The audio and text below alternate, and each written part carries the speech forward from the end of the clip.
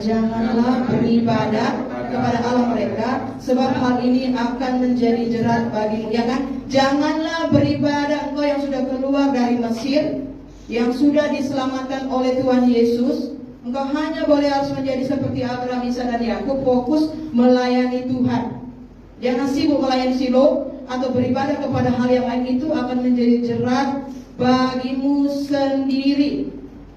Ya, saudara yang kekasih di dalam Tuhan, Hamas dan Haman itu ada di dalam diri kita, yaitu daging, keinginan mata, keakuan hidup yang harus kita matikan. Yesus sudah mati di kayu salib, kita harus salibkan daging kita. Yesus sudah mati di kayu salib, kita harus matikan daging kita. Saudara nggak ngerti ini matikan daging kalau nggak ada ciptaan Tuhan, ya, supaya kita bisa ikut keinginan roh. Jadi yang membenci itu adalah dagingmu. Yang tidak mau taat itu adalah dagingmu, bukan musuh kiri kanan. Yang membenci dirimu, rohmu. Kalau ada roh Allah sih, kalau ada roh Allah itu daging. Daging itu dia nggak mau taat, dia nggak mau sibuk, dia nggak mau mengabdi kepada Tuhan. Dia daging itu dia maunya enak. Ya itu daging. Ya saudara, yang harus salibkan daging itu kata Rasul Paulus kepada jemaatnya yang ada di Roma. Itu nasihat Rasul Paulus kepada anak rohani. Jadi saudara, janji berkat. Ya, ini janji berkat. Asalkan kita taat dan mengasihi Tuhan Yesus Kristus. Dan pasti ada musuh. Ya, Tuhan sendiri akan mendatangkan, aduh aku dicaci maki, aku dihina-hina, aduh tante dicaci maki, tante dihina-hina. Oh, itu nanti didatangkan pada dia kok. Wah, ada tante, itu didatangkan kepada musuhnya nanti. Siapa yang buat? Tuhan. Tuhan. Ya, dimanapun kita berada, kalau kita keturunan Abraham dan Ishak dan Yakub, kita pasti dibenci. Kalau kau mempertahankan kebenaran, kau pasti dibenci. Tuhan yang akan mendatangkan. Jadi yang membela kita adalah Tuhan. Siapa yang membela Abraham? Tuhan Yesus sendiri. Siapa yang membela kita dan memberkati kita? Tuhan Yesus Kristus. Ya, jadi bela kita menjadi jemaat yang baik-baik, jemaat yang mengasihi Tuhan seperti Abraham, Ishak dan Yakub, sehingga jadi berkat terjadi.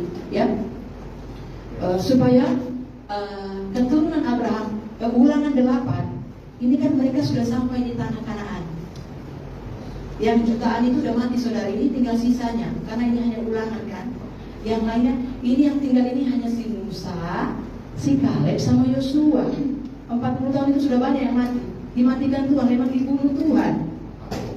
Di padang gurun, ular kalajengking. Kenapa si Kaleb dan Yosua bisa tetap hidup? Karena Tuhan yang mempertahankan. Karena mereka taat. Kalau sampai hari ini, karena ada kasih Yesus tadi ya, ada darah Yesus. Karena ketaatan Yesus Kristus yang berkuasa bagi kita untuk kita hidup melakukan kehendaknya. Jadi Ulangan 8 ini adalah tinggal sisa, tinggal si Musa, Kaleb sama Yosua dan keturunan di bawah Musa, Kaleb, Yosua yang 40 tahun sudah habis semuanya. Ini tinggal yang sisa-sisa hidup. Ya, untuk Ulangan 7 dan Ulangan 8 ini janji berkat lagi, Tuhan ulangi lagi untuk generasi muda yang ada.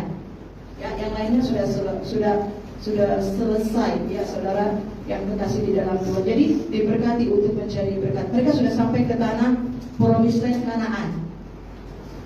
Tapi kalau Abraham, Ishak dan Yakub, Musa, Kaleb dan Yosua, perhatikan baik-baik. Mereka sampai di Promised Land Israel Kanaan, tapi mereka juga sampai di Promised Land kerajaan surga. Jadi ada dua tempat ya saudara. Ada berkat di bumi, ada berkat rohani. Banyak yang cuma sampai di Promised Land, tapi tidak sampai di tanah kerajaan surga. Yesus mati, bayar dosa kita. Kita harus jadi murid Yesus tak ada setia. Supaya jangan cuma diberkati saja, tapi tidak sampai. Cuma yang di Lukas 16 diberkati, habis itu dibakar. Kalau Abraham, Ishak dan Yakub, mereka sampai di keturunannya, yaitu keturunan Abraham, Ishak dan Yakub yang mewarisi Promised Land hanya Kaleb dan Yosua. Dan generasi di bawah Kaleb dan Yosua. Dan Kaleb dan Yosua dia ada di kerajaan surga. Jadi harus sampai kedua-duanya. Tangkap itu, saudara ya.